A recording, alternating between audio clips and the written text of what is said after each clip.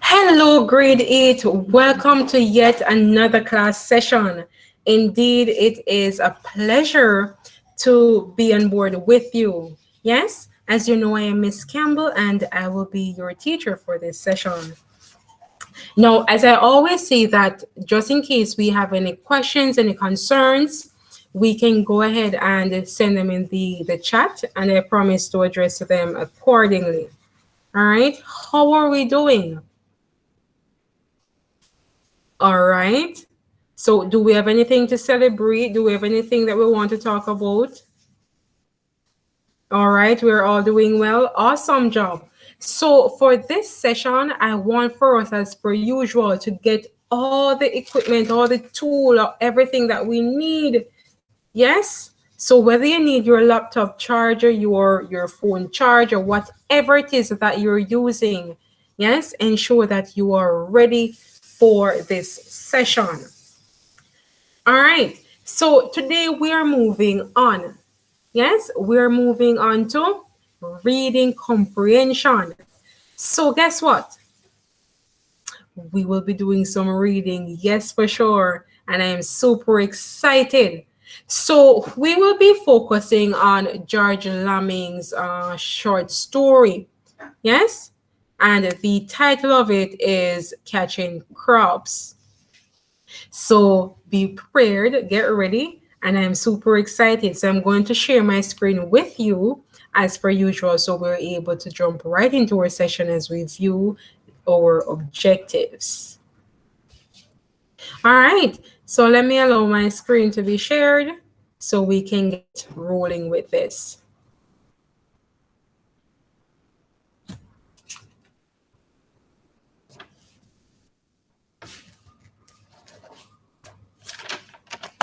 All right, so I think I'm ready. So as was stated that we're looking at what? George Lamming's story, Catching Crops. Now, by the end of this session, you should be able to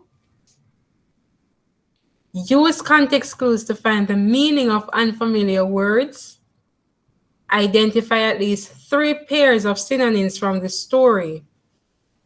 You're also supposed to share your experiences, whether vicariously or personally, about crops using the using the standard Jamaican English. You're going to identify at least 2 homonyms from the story, answer comprehension questions correctly, identify important details from the story, identify the elements of the story. You're also going to identify figures of speech used by the writer. And finally, we must know who the author is. We must know who the writer is, yes? So we're going to research who the author is. So those are our specific objectives. So we have quite a lot of things to cover. We have quite a lot of things to cover. So guess what? We will be playing a game.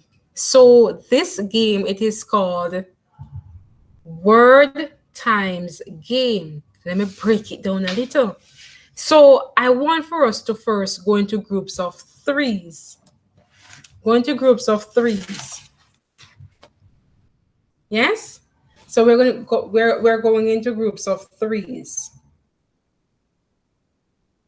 I shouldn't be hearing any talking, you know. I shouldn't be hearing any talking which is not relevant to what we're doing. So in groups of 3s, I'm giving you the opportunity to select your own groups. Yes? So how this game work? Now with this game, what is going to happen? I'm going to write a word on the screen, on the board. Yes? Now when I write this word, I am going to allow each group to give me, well, I'm going to give you a minute each to think of as many words as possible that is related to the word on the screen. Understand?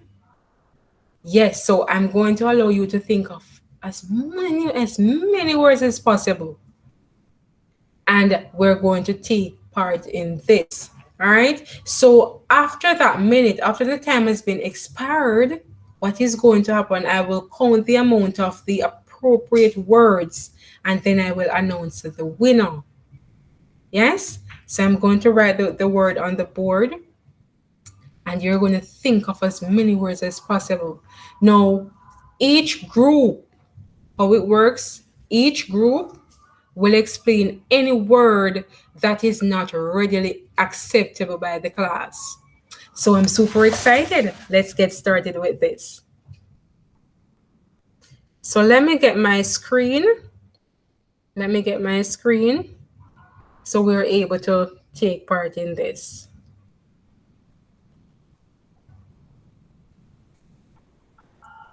All right, my screen is not sharing. Let me double check there. What's happening with the sharing of the screen? All right, awesome.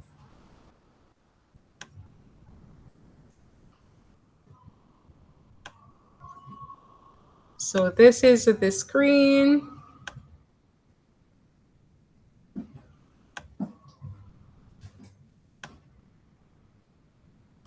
And we're looking at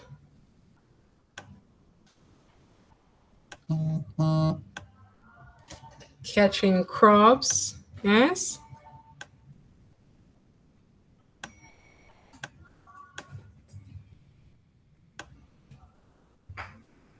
So what? We have just about 3 groups. Okay, 3 groups. So I'm going to put group 1, group 2, and group 3. Right? That's how I'm going to have it.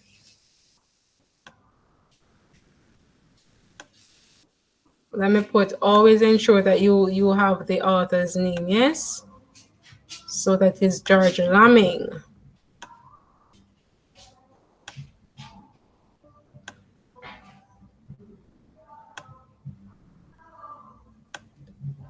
That's Lamm.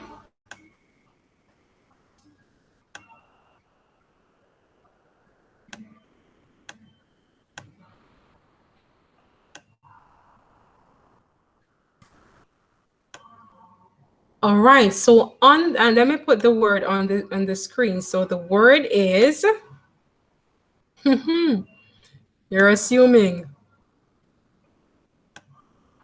The word is crab. So here we have our word.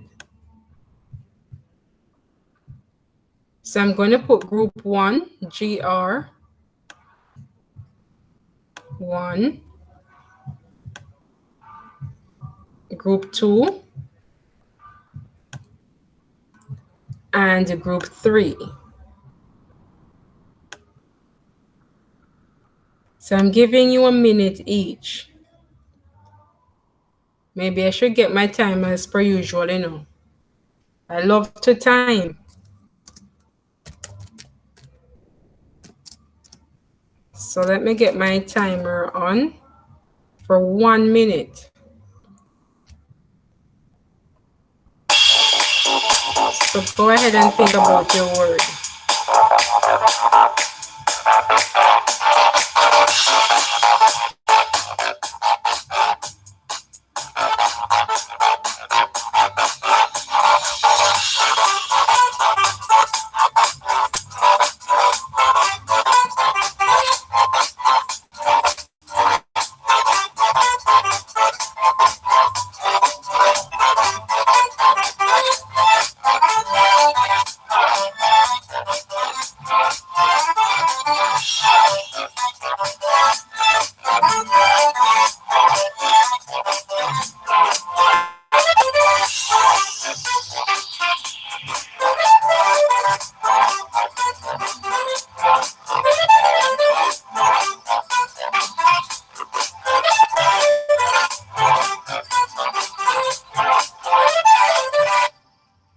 All right, so the minute there is up, yes? So group 1, I'm going to give you a minute to provide us with all the words that you were able to come up with, which is in relations to the word, on the screen, crab. So go ahead. Let me just start the timer and turn on the music.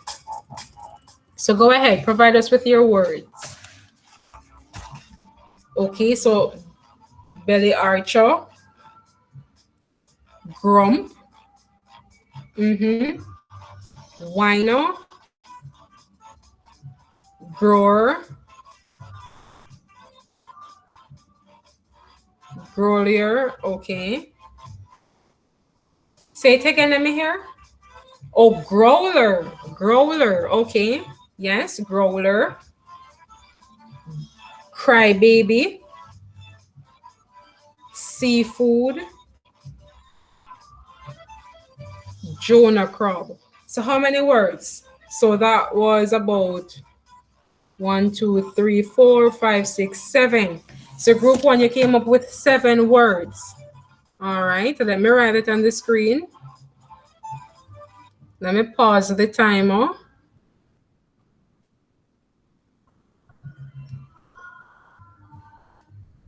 So group one came up with 7 words, and all of them are in relations to um, crab. All right. How about group two? Let me get the timer on for group two.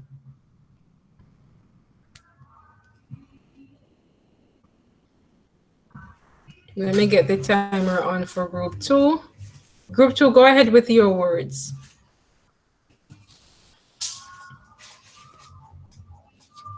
All right, seafood, grump, Jonah crab, and revamp. Revamp. Let me get that word there on the screen. You said revamp. How many words in all? Okay, 4 words. Let me just get the screen here. So you said revamp. I'm going to write that word on the board as well.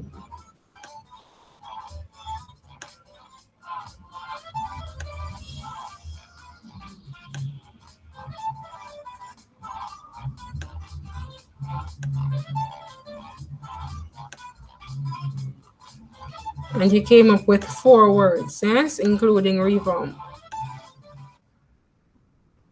Alrighty. All right, so go ahead, group three. Let me hear from you. Go ahead. Okay, whiner as well. Mm-hmm. Crybaby. Growler. Seafood. Okay, so 4 as well. 4 words.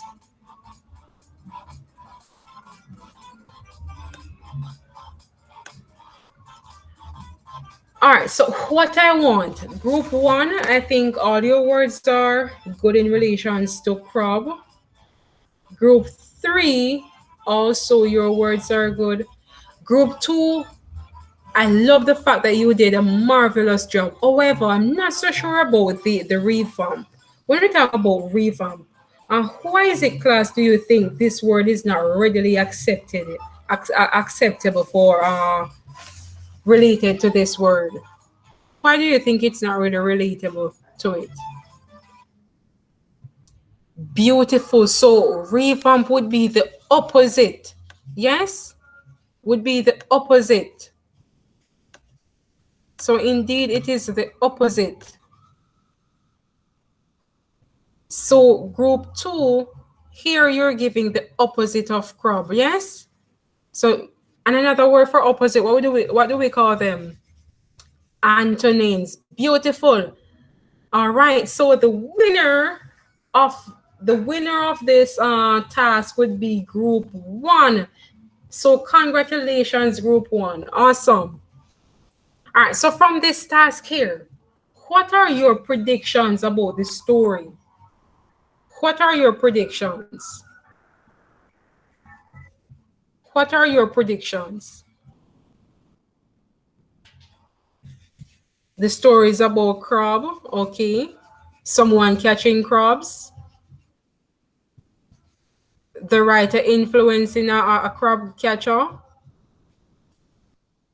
Okay, all right.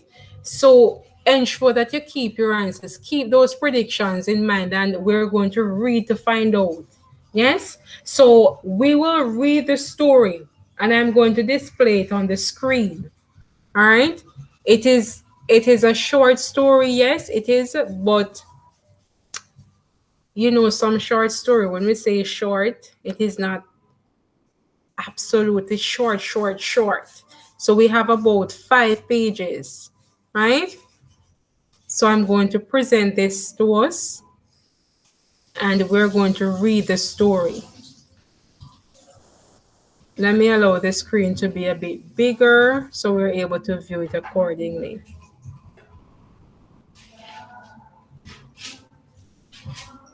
All right, so we have quite a number of things to cover with this story, yes?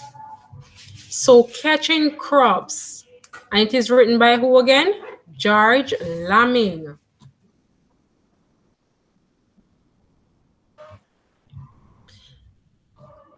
So, go ahead and you're going to read the story.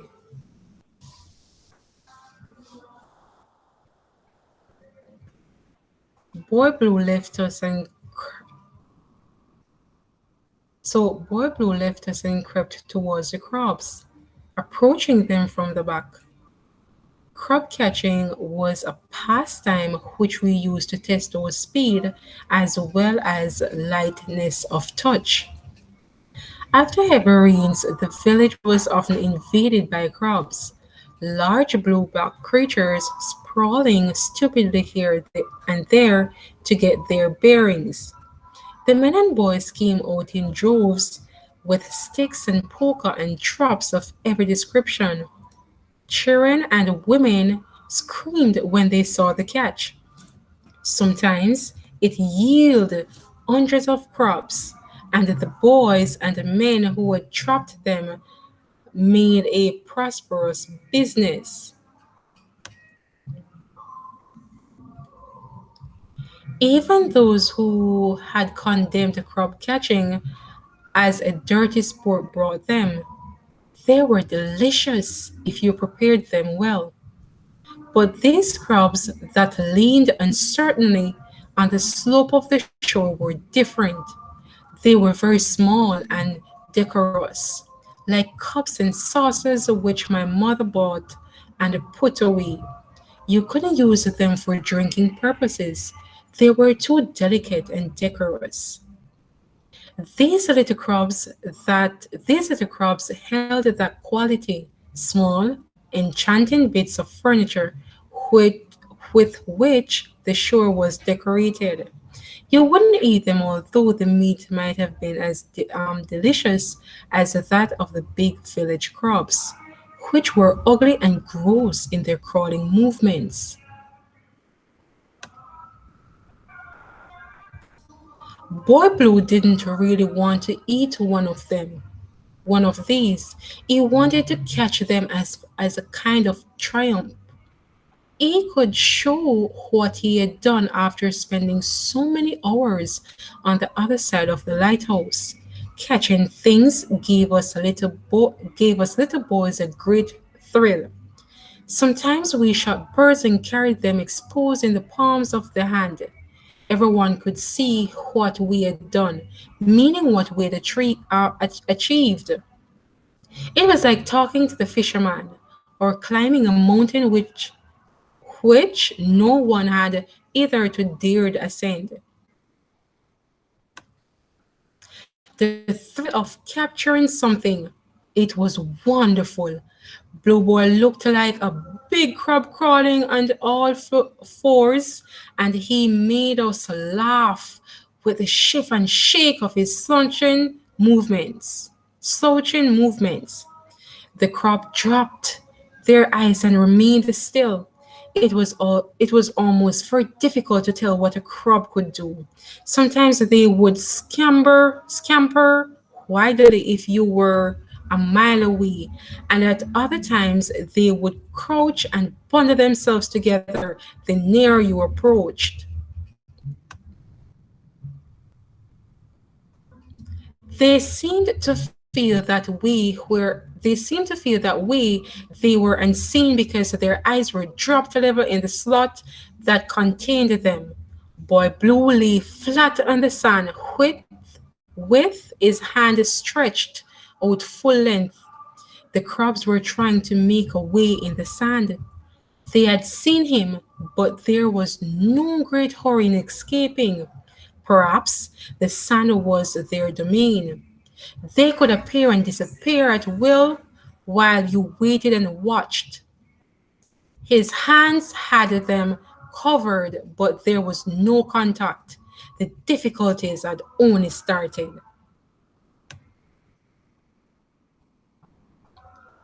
When you were catching a crab with bare hands, you required a great skill. You had to place your thumb and index finger somewhere between the body and the claws of the crab. That was very tricky since the crab's claws were free like resolving chairs.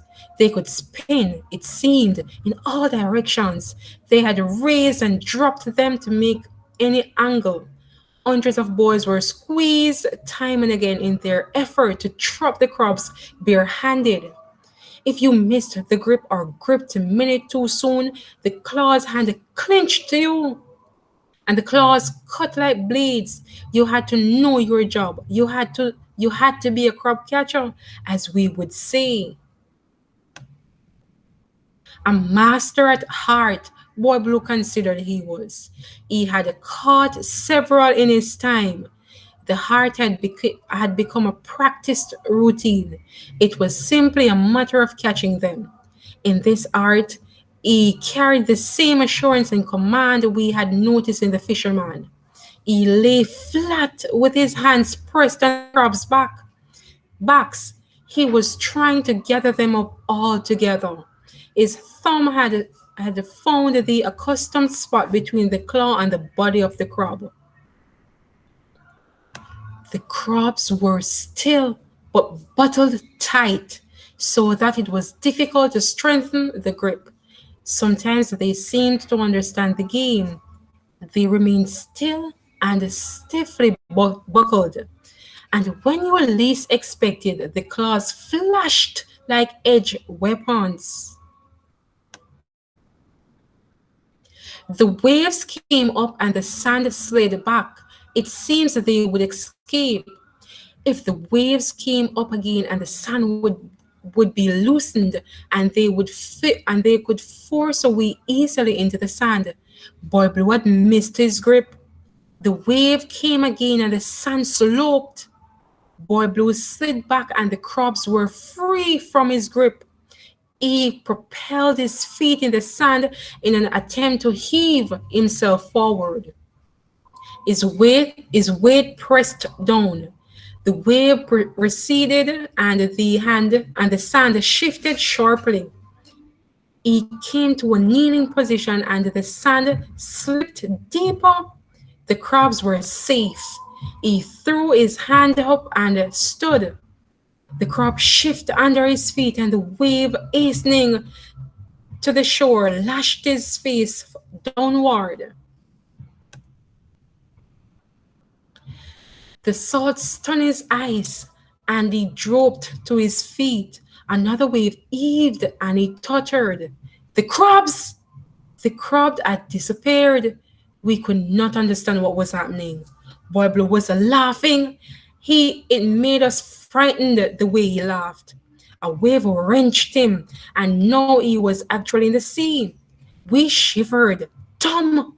A wave pushed him up, and another completing the somersault plunged him down. He screamed, and we screamed too. He was out of sight, and we screamed with all the strength of our lungs. And the waves washed our screams up to the shore. It was like a conspiracy. It was like a conspiracy. Let me find that again. And the wave, right. So it was like a conspiracy of wave against the crab catcher. We screamed and the fisherman came out from behind the lighthouse. We motioned him to the spot where we had last seen Blue Boy. There was a faint scream in the air. We could not understand how it had happened. We could not follow the speed of the fisherman's movements. He had gathered up the net and tossed it in the sea over the area we had indicated. He hauled earnestly, and the body of the net emerged with the body of the net. emerged, and the body of the net emerged with the strangest. Where is it? With the strangest of all the catches. Boy Blue was there. He was rolled up like a wet blanket. We were dumb with fright. He looked so he looked so impotent in the net. His eyes were bloodshot, and his body heaved with a great flood of wind. He gasped and gasped like a dog that had strained itself with too great speed in the chase. The fisherman hauled him up to the beach and emptied the net as if it contains a useless dead thing. He looked at Boy Blue with a kind of disgust. Boy Blue was like a fly that had buzzed too long. You slopped it down and were sorry. You slopped it down and were sorry that you had such a mess on your hands. You might have left it, but you couldn't. It was unbearable, unnecessary evil.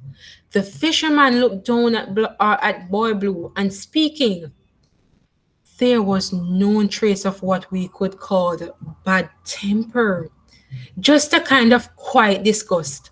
Boy Blue sat silent, his teeth chattering and his whole body a shiver of flesh in the wind. We could not speak. We were afraid of the fisherman. The way he looked at us, he was like someone who had been sorry for what he did, and yet not sorry since he knew it had to be done. He looked so terrible, repentant, and at the same time there was an expression which we could not define. Under the marble eyes and the impenetrable stare, there must be there must have been something that cried out for life. He knew that the catch was not a fish, but he hauled the net with the earnestness that could only meant a desire beyond his control for the other's survival. Now he looked so terrible penitent. We were frightened. I should have let you drown, he sneered, and his voice held a terror. Thank you, sir, Boy Blue said, catching his breath. It was the first time Boy Blue had spoken. But Christ, you should have drowned. The fisherman sneered again. You mustn't say that, Boy Blue said. We were stunned by the impertinence of the words, but there couldn't have been impertinence. Boy Blue was shivering like a kitten that had had a bath. Why the hell shouldn't I have let you drown? The fisherman shouted. It was the first thing he had said that made us think he was really human like us. The way he said it, he now looked hungry. Tell me, he snapped. Tell me to my face why the hell I shouldn't have let you drown. Because if I had drowned, I couldn't have I'd been able to tell you thanks, Boy Blue said. It was serious, and the fisherman walked back towards the lighthouse. The little crabs had appeared again. Boy Blue looked at them and as quickly looked away. Don't look that way, he said, and led us by the arm towards the other side of the lighthouse. All right. So what I want for us, looking at the story there, I want a member from each group to find a word that is related to the topic. So go ahead with the word. Let me get my screen on. So what word comes to us? All right, crawling. What else?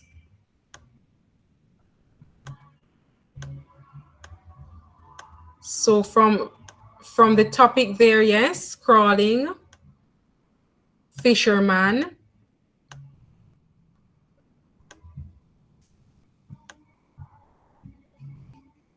Anything else? Go ahead, group 2. Let me hear from you.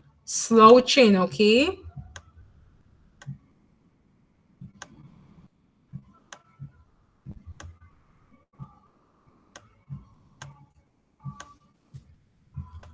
All right, so let's read the words again together. Crawling, yes. Fisherman, and slouching. So what I want for you to do, you're going to think of the meaning of each word, yes? You can also use your dictionary to help you. You can also use your dictionaries to help you. So when we talk about crawling, what is it we're talking about? All right. When we talk about fisherman, remember you can use your dictionary to help you, yes?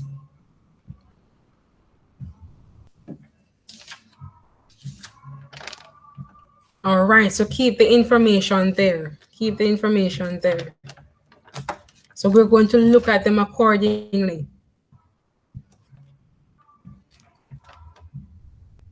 All right, so this session will not permit us to go any further in terms of completing the reading comprehension. But remember, I want for you to focus on this because we will be continuing tomorrow. Yes? So for tomorrow's class, we're going to continue. You know the objectives that we're working with. Yes? So we're going to look at some of the figures of speech that were used. Yes? Looking at some of the homonyms which we're able to come up with based on it. Some of the elements. So read upon these things. Yes? Read upon these things. Tomorrow, we're going to continue. Yes? In tomorrow's class, we're going to continue for sure. So what I want for you to focus on,